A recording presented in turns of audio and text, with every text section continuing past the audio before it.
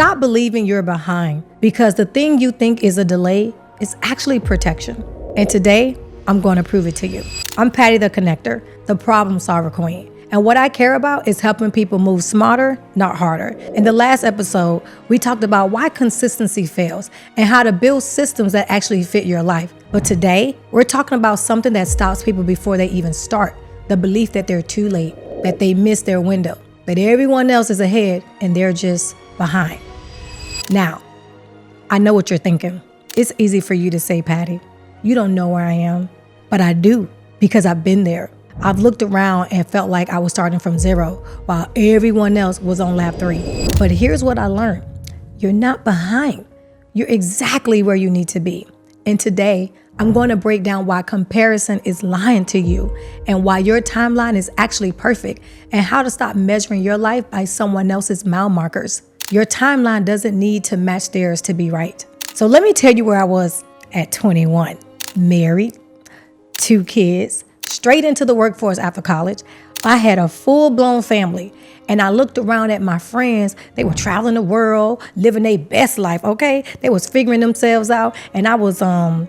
I was raising babies. I was working. I was being responsible, adulting. And at a time, I thought that's what I was supposed to do. You get married, you have kids, you build a family, you do the right thing. But by 27, that life fell apart. I was getting divorced. I was starting over, just me and my girls. And for the first time, I felt like I had so much catching up to do. Because while I was building a family at 21, they were building themselves. They traveled, they dated, they figured out who they were. And I skipped all of that. So when I finally got free at 27, I thought I was late. I was late to travel, late to get my money up, late to date, late to live. But here's what I didn't understand then. I wasn't late. I just did what I call reverse order living. I built the family first, then figured out myself later. And yeah, it felt like I was catching up, but I wasn't behind. I was just starting my timeline. And that same year, I left the job making $40,000 a year and made $108,000. I started traveling. I started dating. I started figuring out who I actually was. I was loving on myself. I'm living the life I wanted, not the one I thought I was supposed to want. And none of that would have been possible if I had kept comparing my timeline to theirs. So you're not late. You just did things in a different order. Now, here's the thing most people don't realize.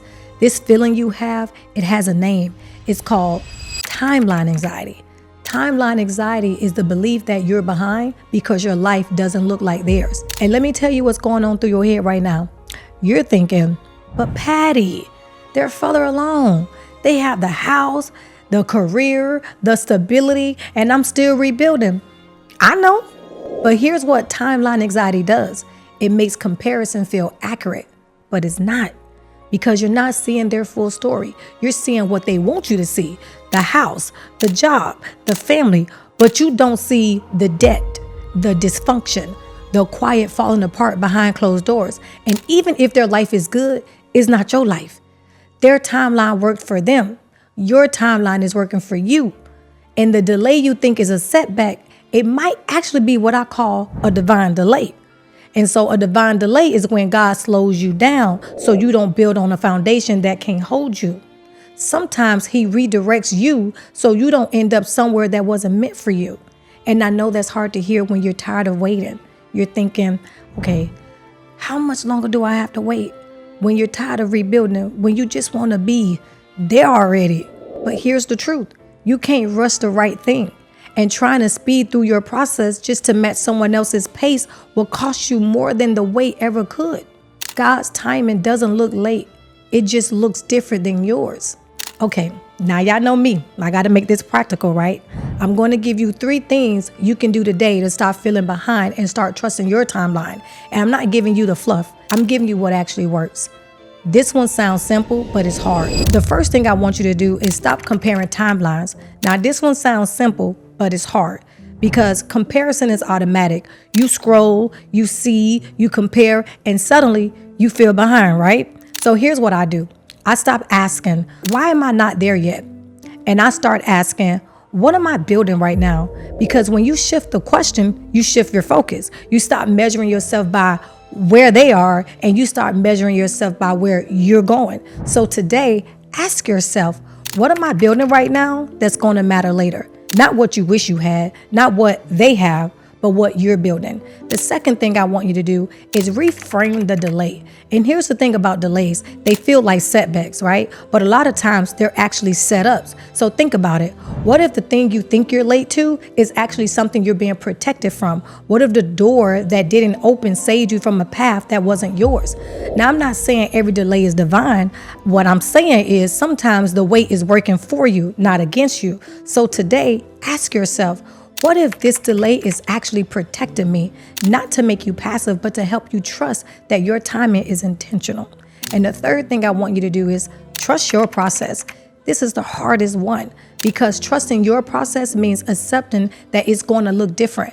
It means you might rebuild at 35 when everyone else built at 25. It means you might start over at 40 when everyone else is settled. It means your path might be longer, messier, harder, and still be exactly right. But here's what I want you to know. The people who rebuild later, they build stronger. The people who start over know what they actually want. And the people who take the long road don't take shortcuts that cost them later. So today, remind yourself, my timeline is not a mistake. Say it out loud if you need to, because you're not behind. You're right where you're supposed to be.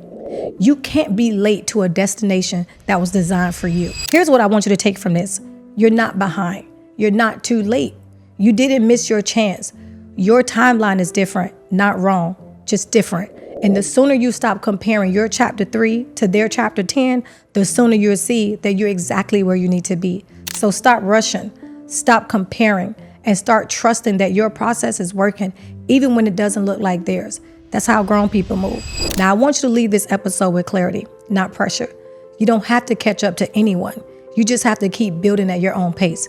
And if you're in a season where you can't see the next step clearly, I created a free guide for you. It's called Stability Before Strategy and How to Ground Yourself Before Making Your Next Move.